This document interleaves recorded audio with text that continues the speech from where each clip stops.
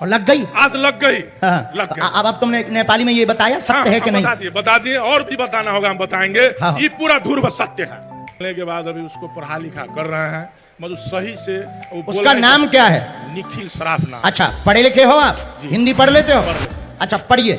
भक्ति बनी रहेगी, व्यापार सुन चांदी का है, काम तेज चले, बेटा की समस्या लेकर आए, निखिल पर कृपा होगी, वह बुद्धि का तेज नहीं है, बुद्धि उसकी कमजोर है एवं बीच बीच में बहुत परेशान करने लगता है, उसकी बुद्धि 2 वर्ष के अंतर्गत ठीक हो जाएगी, आशीर्वाद है। बागेश्वर बाबा की, बागेश्वर बाबा की। ध्रुव बाबा मतलब कि बिल्कुल सही। अच्छा, बिल्कुल बिल्कुल बिल्कुल। हम आजान कह रहे कि झूठ। नहीं नहीं बिल्कुल। अच्छा, ठीक बताया, नहीं तो हम तुम्हारी पोल खोलते। नहीं नहीं नहीं। हाँ, नहीं तो हम फिर लोगाइयों के बारे में भी बता देते हैं। जाओ, आशीर्वाद, खूब कृपा करो, तुम्हारे बालक की चिंता और जिम्मेवारी अब हमारी। देख देते इसी बात। अभी बुलाते हैं। बागेश्वर धाम की जय, बालाजी महाराज की जय।